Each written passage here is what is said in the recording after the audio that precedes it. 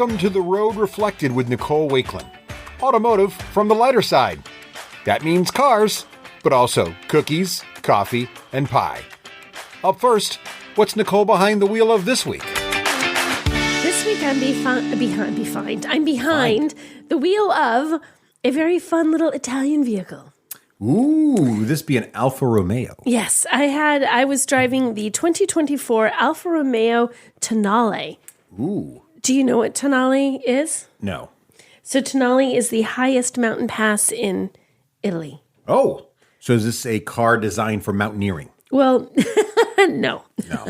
They just took a name from something cool in Italian. Okay. So the Tonale is it's a small, like a crossover. Mm-hmm. I'm going to call it a crossover. Compact SUV, crossover, okay. Small vehicle. Yeah. So the Alfa Romeo lineup is not gigantic. There's the Giulia, which is a beautiful sedan. It's like my favorite sedan on the planet. Mm-hmm. There's the Stelvio, which is a larger two-row SUV. And then there's the Tonale. So Tonale is sort of a smaller size thing. Got it. And it's also more affordable. So Alfa Romeo isn't expensive. It's a luxury brand, a premium brand. So this starts at $43,000.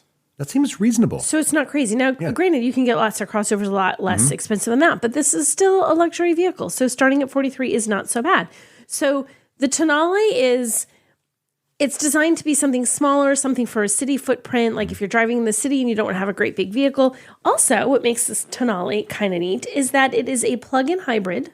Ooh. With all-wheel drive, and that is its only configuration. That makes that price even more attractive. Right. So it's only a plug-in hybrid. So it's not like there's a gas engine and nope, just plug-in hybrid. That's the only way you can get the Tonale. No range anxiety, but still better mileage. Exactly. And you do get, for range, you get about 32-ish miles of all-electric range. Pretty good for an SUV-type vehicle. Which is pretty good. That's a pretty good amount of range. I feel like that's sort of average. Like, it's not like, oh my God, blow your mind, amazing, but I feel like it's good. Some of them are considerably less. I feel like 32 miles is a pretty decent amount of range. Now, a lot of people talk about the Tonale, and they also talk about the Dodge Hornet. They're all part of the Stellantis family of vehicles. Okay. Underneath, there's a lot that's the same about these two vehicles, including the powertrain, but outside, entirely different. The Hornet is not as expensive. It's not as premium. It doesn't have the same sort of luxury touches that you'll find. It does not have an Alpha badge. It does not have an Alpha badge. So right there, there's a difference. Pay more just to have the badge. Yes. So it is different. One of the things I like that's kind of fun about this, because I'm all about little design details, because I think they're part of what makes a car really fun. So are you familiar with the badge on the Alfa Romeos? They have like a little serpent that's a part of the badge, right? A little snake with a little tongue sticking out. Yeah. They changed anywhere on this where there would have been the badge with the serpent. They made it a little plug. So it looks like a plug. Get it? Oh, it's like a serpent plug. It's like a little plug in where his hybrid head is, instead. it's got the two His prongs. head is a little plug instead. That's pretty fun. Which I think is kind of fun. I was like, that's kind of fun. There's a couple different spots in the vehicle where you can see that, including inside, like on the wireless charging pad and stuff. Yeah, I thought that was really cool. So a nice little nod to the fact that it's something different than every other, well, there aren't that many, to the two other Alfa Romeos that we have out there. And I also, one of the things I like about Alfa Romeo is that you don't see them everywhere. You don't pass yourself on the highway. They're a little more unique. They're a little more unique. And they have that funky, grill on the front, that little triangular thing, which is technically called a trefoil. No, it says TRE, which I think is Italian. Is that like the Girl Scout cookie? No, but I think it's supposed to means three clover is what it's supposed to mean. I read that, and I'm like, it doesn't look really cool, but it looks like a triangle. I always think it was upside down triangle, because a triangle should sit in a flat part. It's not a fleur-de-lis. No. And it's not a tri-corner. I don't even know where you're going with this. Like a hat? No. Okay. It's not. Okay. But I love the grill, and I think it looks different. It does look. You don't see that. So, a lot of people see an Alfa Romeo, and they have absolutely no idea what it is. What is that thing? Right? And they're all over the place in Europe. You see them all the time, but they just aren't. They aren't common over here. They're much rarer in the U.S. They are rare in the U.S. and in Europe. They're kind of commonplace. They've got more of them. They've been around for longer. Like, they were gone from the U.S. altogether for a number of years. They came back with the 4C, which was which I never got to drive, and I'm very sad about that. I'm very sad. But How was the handling and pickup? This car was very fun to drive. So this is not a sports car. It's not as powerful, as responsive as a Giulia or Stelvio. It's a more mild-mannered car, plug-in hybrid. It doesn't quite have that kind of sporty handling, which some people who are big fans of the Alfa Romeo brand might not appreciate because it sort of has this racing heritage. but I think it's great for what it is. And I drove it for quite a bit. I drove it for like extensively over the course of 4 days. I was in it all day, every day. Right. And I thoroughly enjoyed driving it. It's very comfortable. It's very quiet. It has enough. It's enough that when you mash on that gas pedal, you're going to go. That's you're nice. Going to go. So the engine in here is not huge. It's a 1.3 liter 4-cylinder, 285 horsepower, 350 pound-feet of torque, and a 6-speed automatic transmission. Nice. Not super impressive numbers, but again, this is a small vehicle. And affordable. Right. And it's affordable. It doesn't need outrageous numbers. And the fact that this is a plug-in hybrid is, just keep that in mind. You plug-in hybrid, right. You're saving some money on gas on this thing. You have a nice 12.3-inch digital instrument cluster that's next to a 10.25 infotainment touchscreen. Lots of screen, wireless Apple CarPlay and Android Auto. Which feels like it should be standard nowadays, but isn't, but it should be. It isn't. The wireless is slowly making its way everywhere. I like the wireless. It was the funniest thing for a while, depending on what the head unit was and when things were updated. I think it was Hyundai. The low trim had wireless and the high trim did not in a couple of their cars. But it was how things were updated. It wasn't like it was all new and they introduced it. It's like, this year, these are wireless, but how come you pay more and you guys, don't talk about that. Okay. It was wireless super confusing. with charging is pretty sweet. Qi charging. You like the you like Qi QI, but it's pronounced Qi. Qi charging. Yeah. Qi wireless charging. That's pretty sweet. You just throw your phone in the cradle and then just work. And it normally actually it sits pretty well in this one. Like some of them my beef is if they don't hold your phone very well, your phone is constantly sliding a little bit as you're driving around. So it's like charging, not charging, charging, not charging, charging, not charging. No, it stays pretty well put. So I had a fun time driving this. And there's only 3 trims in this. There's a Sprint, the TI, or the Veloce. I drove the Veloce in a color called Montreal Green. Montreal Green. Montreal Green. Montreal Montreal Verde, which is green. Yeah, but is Montreal known for green? I don't know where the Montreal. It's a good question. I don't know where the Montreal part. I wonder never if there's associated with green with Montreal. There could be some weird racing heritage to that I don't know. Want to bet or some reason? But it's Montreal Verde, which is green. Yes. I just immediately autocorrected it to English instead of Verde. Verde. But it's this beautiful, vibrant green. Everybody loves the color of the car. It looks fantastic. I drove a Stelvio last year, and this color, and it is a quadrifoglio, so it has a little 4-leaf clover on it, which kind of matches the car. So the quadrifoglio is 4-leaf clover. 4-leaf clover. And the prefixes are working for me. You're getting on board with this? Okay. Yeah, I just don't know. The postfix, the part after the pre, is the part that's confusing me. I get the tri, I get the quad, I don't get the foil versus foglio. You know what? I don't know. I don't have an answer. Okay. You're asking me these questions that I cannot answer. The details of what the Italians have chosen to do in naming their vehicle. I can't answer those questions. Okay. But I can say that this is very fun to drive. I did enjoy this. I had one beef. One of the stupidest thing. So the paddle shifters, they're huge. Right. And they're in your way. They're gigantic. Right. So when I had my hand on the steering wheel, and when I moved my fingers open, when I moved my finger, I didn't shift, but I'd go to open my fingers just to tap the turn signal, and I'd smack them on the. At least you didn't shift down or something. No, that's what I do in a Mercedes with their little gear shift. I think I'm turning my turn signal on. With the paddle shift, I mean, they're cool. Yeah. But if they're oversized, these are just the way these are positioned. It was weird, and every single time, I did it countless times. But that's one nitpick, right? One thing. I suppose if you drive it long enough, you're just going to get used to how you get used to how the controls in your own car are laid out. But it was very fun to drive. I like driving something that looks a little bit different, and that color is absolutely to die for. It is. Hey everyone, if you like what you're hearing, then go ahead and hit the like button and subscribe either on YouTube or your favorite podcatcher. Yeah, and let us know on iTunes if it's a positive review only. We don't care about the negative reviews. Only the positive ones. Only the positive Only ones. the positive. So leave us your positive reviews. So the reason I was driving the Alfa Romeo Tonale was because I was driving in something called the Mille Miglia warm-up. More Italian words for you. The warm-up. Yes. So the Mille Miglia is a race that they run in Italy, and it runs normally in June. It's famous, quite well-known, famous race. And they started doing these warm-ups, which are basically little mini versions. Instead of being 1,000 miles, I think this one's about 500 total is what you're driving over the course of about 3 days or so. Do you eat a lot of pasta before you go on the race? You do not, because it's not like I'm running. I'm sitting my butt in an Alfa Romeo Tonale the whole time. So they have these here, and it basically does the same things. It has the same time controls, the same things that you need to learn, the same event. and even like the route books, and they even bring people over from Italy. So it's not a bunch of Americans they randomly hire as You the get people. real pros. Yeah, you get people that fly over from Italy that do this race and help manage this race when it's running in Italy. So the warm-up version is basically exactly what it says. It's a warm-up. It's to give you a taste of what you would have if you're on this event in Italy. There are some big differences. One, this is way smaller. That one, I want to say, I forgot now whether it's 200 or 300 cars, but you have to be vetted to enter that one. So you have certain cars, you send it off to them. You say, this is the car I want to enter. You send them information. And they tell you whether or not they'll take you. Right. So even if you have the money to afford to enter this and can get your car over there, wherever your car is. They got to like you. And what it is they want to have a diversity of vehicles. So the neat thing about this is you have cars from up to 1957 is sort of the the Mille Miglia era when this race was originally run. Classic. After that is considered like post-Mille era, right? And so that's what we have here. And so I can enter a new car here. But what they're trying to do is make sure they don't have 100 people all enter the same car. So it's not just a matter of like you have a beautiful car and it's expensive and it's this vintage vehicle. If they have 10 of that same vehicle, they don't want 10. They want to have one of what you have and maybe 9 others. Right. So there's no guarantee that you'll get in when you do this. Some people have tried to get in many times into the race in Italy and they haven't been able to get in.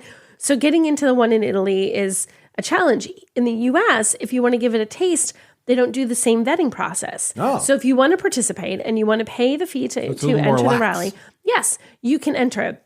Which is kind of a nice idea. If you've been thinking of doing the one in Italy, it's an expense. It's longer. It's more arduous. It's getting your car over there, getting a crew over there. If you have an older car and you think you're going to need a crew to help maintain it and keep it from, if you have breakdowns, because that's in the summer, you have an old car, right? So this is a taste of what you're going to do. And the neat thing about this rally is it's not about speed. It's not about getting there as fast as you can. It's about precision. So there's sort of 2 major components to the precision part of things. You have sections where it'll say, drive these exact 5 kilometers between the sign that's here and the next time we have the end sign at exactly 45 kilometers per hour, or they'll pick a speed. And it's a set distance between 2 signs and a set speed, which doesn't sound that hard except for the fact that you're on a regular road. So that means there's hills. So it's going too fast is just as bad as going too right. slow. You want to keep that average speed. Get an exact and speed. they check you at a couple of different times where they know that, so during the course of it, you're checked a couple of different times so that they see that you're going the actual speed that you should be going. It can be very hard, especially in an old car, because old cars don't have the oomph to get up 23 hills all the time. So it can be quite a challenge. The other piece of it is they have these. And it's about precision, is they have, the pneumatic tubes that you have, like when you go over a gas station, it goes ting, ting, so you're in the gas station. Yeah. There'll be sections where they have things closed off and they have, like, these are not on the road, generally speaking. They're in like sort of closed off areas that they've organized for the race. And they'll have the pneumatic tubes laid off and they'll have a little timer and you have a little machine called a zero that helps you figure this out. And you'll have to go from tube 1 to tube 2 in 10 seconds. And then from 2 to 3, maybe in 18. And maybe then 3 to 4 in, say, a minute. Like, you don't know. They're all different times. And it's not a consistent distance. Ooh. So the distance to get to the shorter one could be longer than the distance to get to the one that's closer. So it's very precision. And it's not just did you hit the second. They do it to a 100th of a second. Wow. They're serious about this. So it's precision. And some of these guys, like if you're in Europe, they have a lot of this kind of rally type race that you can do all the time on the weekends. So a lot of people that are really, really into this practice quite a bit and are really incredibly good at it. I'm not. Right. I'm not that person. This is not a common, like every Sunday thing you do. Right. And as a part of the rally too, like I drove the Tonale, which is why I had it. Alfa Romeo sponsored us for the rally. They did last year too in the Stelvio. Super fun, super amazing car. And it's Italian. So it fits with the nature of the rally, right? And we have that same beautiful green color that everybody loved last year. People recognize us. You had the green Alfa Romeo last year. Yes, we did. So that was really fun. But you're trying, this is a precision race and you're trying to do that. And you have to you have a little thing that you hit in this, think like a time clock, like a stopwatch type deal, but it's a little more complicated. You hit that as you go over so if if your navigator doesn't time it perfectly, that they hit it exactly as your front tire hits that. So it's a team thing, the driver and the navigator are completely in sync. Right? And now the navigator has a countdown clock, and there's a point where with me, I have her count out loud, okay.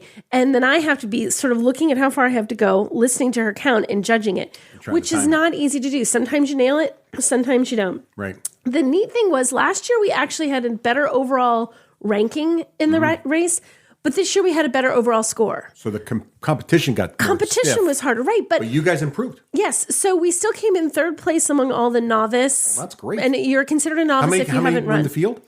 Oh, there were 26 cars altogether. I want to say about maybe 50-50-ish split between So novice and new. third out of 12, 14 people? Well, third out of the novices. Yeah, that's amazing. So it's still really good, right? Yeah.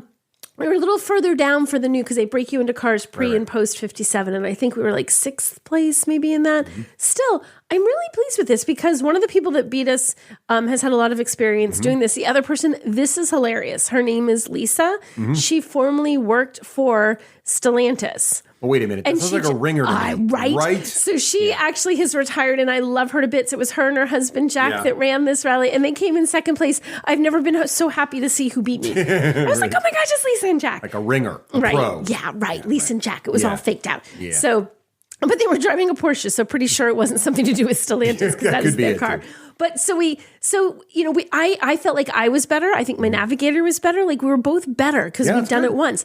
But it's an interesting thing to see, like, just because you're better doesn't mean you're going to do better overall because we had some really hard competition, but it's still such a fun event. It is not inexpensive. It's thousands of dollars to do this. They put you up in this beautiful Salamander Hotel in Middleburg, Virginia. That's your home base for all of this. But the people that actually, Francesca, she's amazing. Mark, he's amazing. The people that run this rally, they want you to succeed. I've never experienced something so much where the people organizing the event are like, we would like all of you to win, but you can't all win. So all of you do your absolute best, and we're here to support you however we can. Every single person is there to support you however they can. That's awesome. They're so supportive. Yes. And to the point where sometimes there are very many Italians and something you're like confused about something. You're like, I don't understand what's happening. I need help, whatever. And people start yelling at each other in Italian, which I think is just like Americans talking. But they all seem like they're yelling at each other. But it's very, very fun. So I am a huge fan of this. I'm not sure if I'll do it again next year. We'll have to wait and see. But I would highly recommend anyone who's ever heard of the Mille Miglia in Italy and wants to try it, try doing the warm-up, try going to the one here in the U.S. It is an amazing experience, and there's such a sense of camaraderie and excitement for the people in this. The people that are veterans and won, I was so excited to see how won. They're so excited for us. It is one of the most fun drive events I have ever done. Hey, wait, did we just drive by a bakery? Okay, while I was in Middleburg, Virginia, which is a lovely town, it's very shishi. Ooh. It's very fancy. Okay. They do fox hunts. In fact, at one point... Wait, like trumpets and horses and foxes? In fact, at one point, this is kind of funny. As we were driving along and we're in a time section where we have to maintain a certain speed. Yes, but I think they let the fox go. Okay. But listen, so we're driving along this twisty little road and we see up on the hill people in the jackets. It looks like a painting, but it's real people, right? Right? And then we realize people are pulled over and we're like, well, no, we can't pull over because we're in the section where we're supposed to be holding our speed. And if we pull over... You're in the middle of an event. And I'm looking and I'm having like, wait, no, people are pulling over to watch because eventually they're going to run across the road. You came in third to get distracted by a fox. I got distracted by foxes, right? What made me lose? A fox hunt. How many people can say that? Yeah, how do you not get, distracted by the fox hunt? Right. But the funny thing is I'm looking, I'm like, wait, no, they're just voluntarily stopping. They're not here yet. I'm like, I don't see. No one's running. The horses are just sitting there. I'm like, I have time. And I'm literally like scanning both sides of the road back and forth, making sure like no foxes, no horses, no foxes, no horses. It was the strangest moment. So it's a very beautiful town. Right. Very, very expensive town. Gorgeous. Like I want to go there with you for a weekend. I feel like you got to have money if you're in fox hunt town. That's like I know it's not. Who pay polo it's not something for people who are living paycheck more expensive to paycheck. Than polo for some reason. It just feels like that's like I don't know. Last we stopped at a polo club. We saw a polo match last year. So maybe you do both then. You do all the horse related activities. Sure. So in Middleburg, which is this lovely fancy town, there's this main street that's great. All these fun little shops. Like you can buy clothes, you can buy like vintage stuff. You can buy all very high end shops. All this high end stuff that you can buy, and all these really nice restaurants. But last year we found a place called Teddy's. Teddy's is a pizza joint. Ooh. And it's not a pizza place; it's a pizza joint. A joint in the middle of this high end, right? It's sort of like area, and it's like around the corner. We found it. You got a pizza joint. It is the best pizza, but it's like this it's New York style pizza. So big slices, kind of on the greasy side, but in the best way. Totally foldable. That's right. Totally. Teddy's there making the pizza. Teddy is there. Yeah. He makes the pizzas. I love that. Everybody who walks in appears to know Teddy, except for Can us. you get hot honey? Because that feels to me like a very New York slice. No, that's too fancy. This is just It's not fancy. In fact, somebody ordered pineapple, and as he was making the pie, he's, who is this with a pineapple? No You can't make a pineapple. pineapple Okay, pizza. okay. This is an atrocity. All No right, fancy okay. pizzas. But But he's straight up like pepperoni, sausage. and the cheese pizza and the pepperoni pizza were amazing. Okay, all right. So we wanted to go there because we went there before, and he was Right. closed, even though it was supposed to be open. And we had a moment of panic where I thought, is he closed just weirdly today on a Tuesday, or is he closed? Because that will make me cry. Right. So the next day we went to line up for the race. They have the lovely police department from the city of Middleburg there to help us line up. And I'm thinking, if anybody knows what's going on with the local pizza shop, Well, the local constable will it's certainly going to know. be the cops. So I said, I'm like, hey, I have a question for you. That has nothing to do with the race. And I ask him, he's like, well, Teddy's, you just go when he's open, he's open. He's like, but I got a better pizza place for you. And he recommends this place called Need, like dough, like dough, kneading, like with a K. K-N-E-A-D, Okay, yep. Need Wine. Oh. And it is a wine shop that has a takeout This does not craft sound pizza like New York place. style pizza, though. This Totally sounds sounds like Middleburg, Virginia. Right. This sounds like, would you care for red or white with your pizza? Right. So you go in and it's just takeout only. We go in, I'm like, there's like wine, cheap wine bottles and stupid expensive wine bottles. We both order our little craft pizzas, which were amazing. I had like, Wait, can I ask, though, which wine is appropriate with pizza, red or white? I feel like a red wine with red sauce, right? Does so it matter would it what's be red on wine? the pizza? I don't know. If you get Maybe if you like got a white pizza with just You get veggies, a white it'd be white sauce wine. with just veggie? Is it a white I'm wine? not sure of the If you do a Martha. meat lovers with red sauce. I'm not sure is what it a Martha red? Stewart would say about that, or Emily Post Etiquette would Yeah, say about the type of wine. What I need is a sommelier to tell me Yes, what you is need the someone right here to go, hey, this is how it works. with your pizza, depending on your I topping. bet ma'am. it does depend on the topping. It might.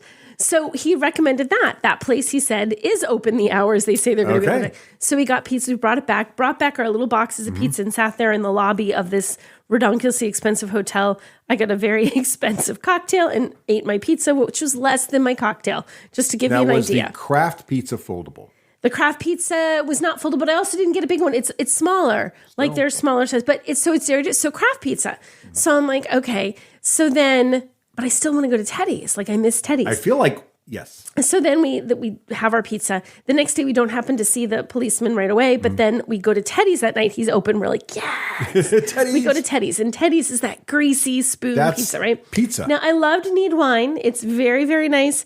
The pizza is probably fancier, more fancy ingredients. Yeah, but there's it wasn't the pizza New York and then style there's pizza. pizza. So when I got to I said to him, I said, I tried your place. He said, and he thought I would like Need Wine better. He said, you like it better? I said, here's the thing. If I want fancy craft artisan pizza, Need Wine is better. But I just want that nice, thick piece of pizza that I can Slice, fold foldable, with yeah. with the pepperoni that had the cups have the oil floating around on the top. Yeah, because you want the crispy curled then you pepperoni want with the Teddy's. oil. I said, so I feel like they can't be compared. And he looks at me and goes, you're right. And now I want pizza for dinner.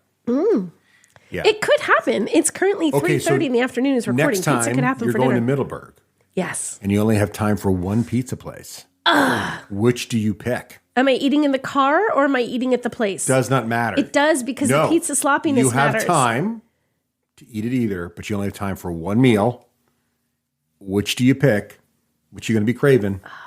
I really like Teddy's. I feel like Teddy's. Need Wine was lovely. But you know but what? I feel you can like get artisan pizza a lot of we places. have a place here called Oak Craft. Yeah, that's which really is good. really good. It's hard to find really, really good New York style pizza. And it was like, and there's something Unless about you're the in New York place, City. like as people are walking in, everybody Yeah. knows this guy. He's talking to the kids. He's so talking want to the pizza right now. adults. We gotta do pizza tonight. It was, in fact, as we were sitting waiting for our pizza, because it was almost a 40-minute wait, and we're like, that's fine. Right. He gave us our drinks. He's like, get a refill when your pizza's ready. So we got our drinks. We sat there and sat out like outside because it was cool but not too cold at one of the little tables out there waiting for them to cook our pizza. Yep. And a woman comes up and she walks around the corner of the building and she literally is like, oh, they're open, yes. So, like, it's not just us. Like she Well, was he's got walking. random hours. Now, is he generally open most days? It says he's supposed to be open regular hours. Like he's Oh, but it's hours just on the sometimes door. Teddy just takes a but nap. they said, I think, it was kind of like Teddy's open when Teddy's open, and you it's Teddy like a has his own joyous way. day. You know, Throw you- some confetti you when it's can't open. rush perfection. You cannot rush Man's a perfection. craftsman. He's an artisan. You He's an don't- yeah. artisan. He makes amazing pizzas. You don't mess with that. And so that was I'm in this fancy resort where I can order filet and salmon and perhaps, ma'am, would you like some shrimp? I'm like, no, can I we get order more Teddy's, please? Yeah, can I get some we pizza get a from pie? Teddy's around the corner behind the main street where the guy's just All right. like slinging What's your dough? toppings at Teddy's?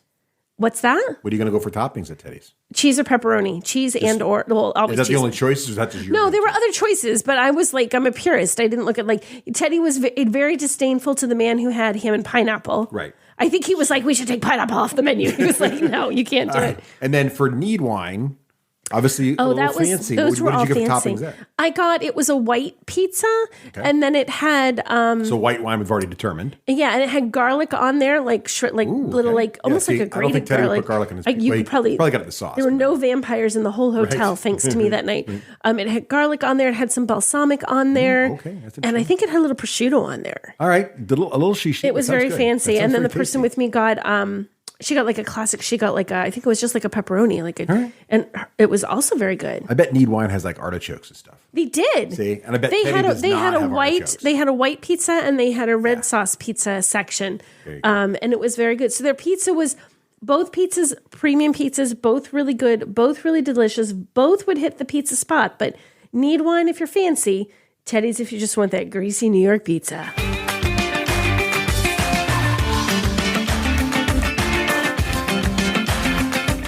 Thanks for listening to The Road Reflected.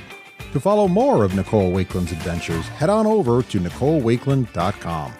There you'll find links to her social media from TikTok to Twitter, as well as her work across a wide range of media outlets. Until next time, keep it shiny side up.